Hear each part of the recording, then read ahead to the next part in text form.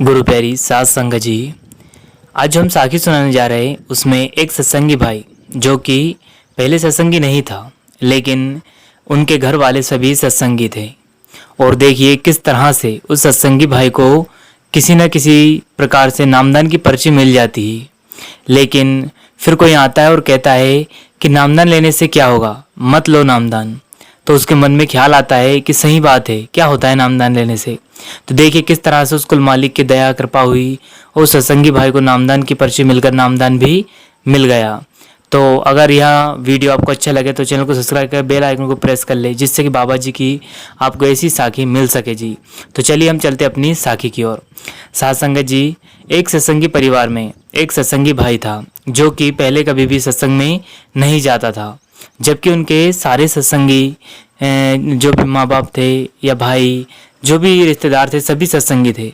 लेकिन न जाने कि उस कुल मालिक के दया अपरंपार से वहाँ भाई कभी भी सत्संग में नहीं जाता था। और देखिए किस तरह से एक बार जब वहाँ अपने परिवार को छोड़ने के लिए सत्संग घर गया, तब वहाँ उनके परिवार वालों ने कहा, आप जी नामदान के लिए नामदान की लाइन में लग जाइए। तो वह कहते हैं, नहीं जी मुझे नामदान नहीं मिलेंगे, क्योंकि मैं तो कभी सत्संग में सही रुचि से सुने ही नहीं और कभी ख्याल भी नहीं आया कि मैं नामदान लूँ। लेकिन उनके परिवारजनों की और सभी सत्संगी भाइयों के कहने पर वहाँ नामदान की लाइन में लग गए। अब देखिएगा किस प्रकार से उस कुल मालिक की दया परम्पार होती है। वहाँ सत्संगी भाई जो कि हमेशा सत्संग में जरूर जाते थे, लेकिन कभी भी मन में एक बार भी नामदान लेने की इच्छा नहीं थी। और वह सत्संग में भी किस प्रकार से जाते थे, अपने परिवार वालों को गाड़ी में ले जाते थे और एक दिन का सत्संग जरूर सुनकर आते थे। सत्संग जी, अब वह नामदान की लाइन में लगे और देखिए उस कुल मालिक की दया कितनी बड़ी है कि उन्हें नामदान का जो टोकन रहता है, पर्ची में रहती है, वहाँ मिल गया। अब जब वहाँ बाहर आए और कहीं उनकी गाड़ी लगाना था, वह गाड़ी लगाने के लिए बाहर गए और किसी सवारी को छोड़ने के लिए बाहर गए।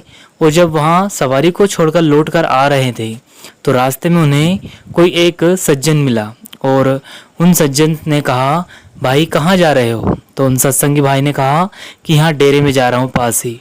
तब उन सज्जन ने कहा कि देखिए कहाँ इनके चक्कर में पड़े हो, क्या होता है इन चीज़ों से, आपने अभी हाल ही में क्या चल रहा है दुनिया में सुना नहीं, तो क्यों इनके चक्कर में पड़े हो। सत्संग जी, तब वह सत्संगी भाई 2 मिनट विचार करता है तो उसके मन में ख्याल आ जाता है कि हाँ ये तो सही कह रहे हैं।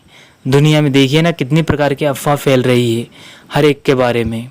तब उस सत्संगी भाई ने फिर जवाब दिया, नहीं जी अब तो मुझे नामदान की पर्ची मिल गई, अब मुझे बिल्कुल भी संकोच नहीं है। सत्संग जी, जैसे उन सज्जन ने जो कि उनको समझा रहे थे कि क्या रखा है इन चीज़ों में, मत पड़ो इनके चक्कर में, उन्होंने जैसे ही सुना कि मुझे नामदान की पर्ची मिल गई है, तो उन सज्जन ने उनसे कहा, क्या सच में आपको नामदान की पर्ची मिल चुकी है। तो उन भाई ने सत्संगी जो थे उन्होंने कहा, जी हाँ ये देखिए। तब उन सज्जन ने कहा कि ठीक है बेटा, आप बहुत ही किस्मत वाले हैं जो कि आपको उस कुल मालिक के अपरंपार से नामदान की बख्शिश का मौका मिला है। ध्यान रखना, यहाँ वह स्वयं मालिक है, वह जानी जान है। सिर्फ आप जब नामदान की बख्शिश हो जाए तो सिर्फ 1 या 2 महीने पूरे नित्य नेम से भजन सुमरन जरूर करना चाहिए, फिर देखना तुम्हें किसी चीज़ की कभी भी कोई मांगने की ज़रूरत नहीं पड़ेगी।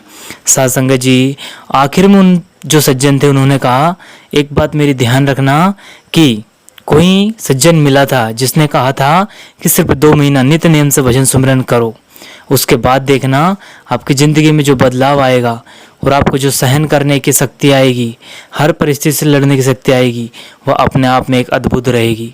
सत्संगी जो सत्संगी भाई ने बिल्कुल उनकी बात सुनकर ऐसा ही करा।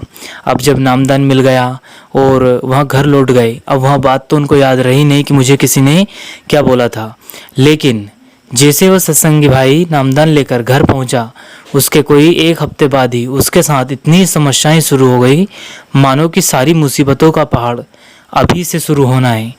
इससे पहले कभी भी उसे कोई परेशानी नहीं थी, लेकिन जैसे ही वो परेशानी सामने आई तो वहाँ सज्जन की बात याद आ गई कि किसी सज्जन मिले थे और उन्होंने कहा था कि बेटा 1 या 2 महीने के लिए बिल्कुल नित्य नेम से भजन सुमरन कर देना, उसके बाद देखना।